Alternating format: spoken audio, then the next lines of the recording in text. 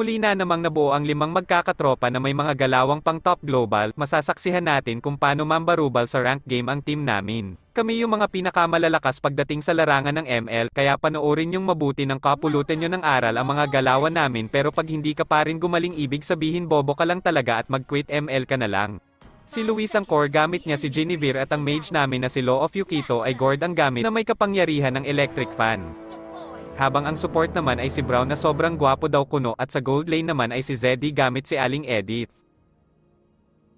Pero bago ang lahat kailangan munang pumatay ng mga walang kamalay-malay na monster ang core para magkaroon ng pambili ng sandata, samantalang nasa top naman ang aming pinakamalupit na manlalaro na si Jay gamit si Terizla na konting kembot na lang ay top global na ang galawan. Natinapatan ni Uranus na kitang-kita at halatang hindi marunong. Sa gold lane naman ay nagtago yung Parsa sa damuhan na para bang assassin na kayang mang-burst, pero palpak pala. Nasayang lang ang oras niya dahil hindi naman nila napatay si Aling Edith. Yung Uranus naman na astang makunat ay konti na lang ang buhay kaya pinuntahan na ni Genevieve para katayin subalit nakatakbo lang ang Kolokoy.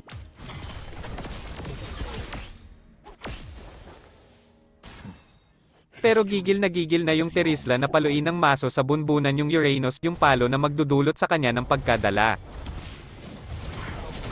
At ayun na nga, napuruhan ng loko, sa tagpong ito nararamdaman na namin na medyo bugok ang mga kalaban pero di pa rin dapat na magpakampante.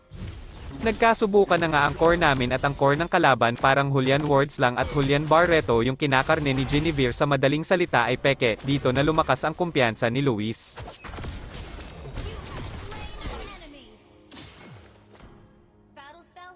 Pagkakataon na namin para kunin ang turtle ng walang kahirap-hirap. Pero sa di malamang kadahilanan ay paligid-ligid pa rin yung Pufre kahit alam naman niyang wala yung core nila. Parang lutang lang. Pag ganyan ang sitwasyon dapat ibigay na lang yung turtle.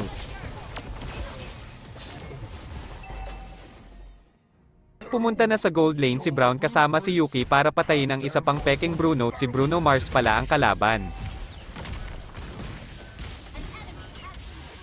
Nabitin yung Gord, gusto pang pumatay, nagbuga ng hangin na para bang electric fan pero naka number 1 lang pala kaya di namatay yung Julian. Nung nakauwi na at puno na ulit ang buhay ay dali-dali siyang pumunta sa lane ni Terizla. Inaakala niyang kayang-kaya niyang patayin pero di niya alam si Jay ang kumokontrol sa Terizla na may malatop global na galawan. Kaya nahirapan siya ng husto.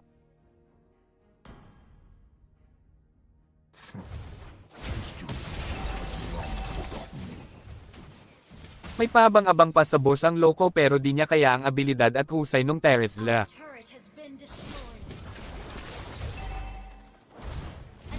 Siya tuloy ang napatay. Dito naman ay medyo nadehado ang aming court, naubusan na ng buhay pero palaban pa rin, sana umuwi ka na lang hindi yung nagpalakad-lakad ka pa na para bang bubwit na gustong magpilope sa tigre pero talagang sinadya niya yan para naman daw ganahan ang mga kalaban. Nung muli siyang nabuhay ay dumiretso na siya agad sa turtle dahil ang tunay na magagaling ay walang pinapalagpas na turtle at nakuha naman niya.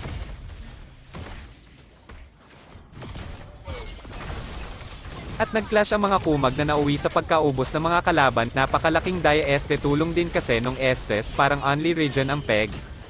Kaya di nakakapagtaka kung bakit laging binaban si Estes sa picking, sino ba naman ang di mauurat sa ganyang skills kaya kapag di binyan yan matik na cancer ang mga player.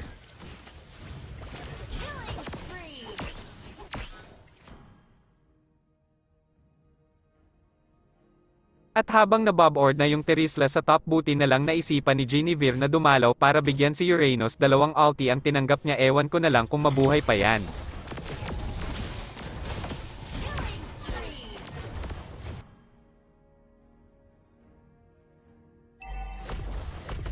Habang busy ang tropa sa mid, meron na palang pangarap na binubuo si Bruno sa bot lane pero hanggang pangarap na lang yan dahil lulusob na dyan ang buong tropa at nauwi lang sa pagkasawi ang ginawa mo Bruno, kaawa-awang nilalang.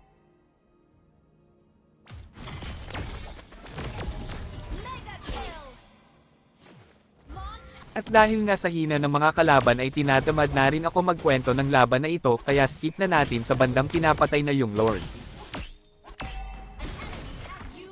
Sa puntong ito ay hinihintay na lang ng tropa na lumabas yung Lord para tapusin na ang labanan na ito na walang katorya-torya, at kapag nasa base na ng kalaban ang Lord ay siguradong tapos na ang laban na ito dahil hindi na nila kakayaning mag-def dahil malaki na ang gap.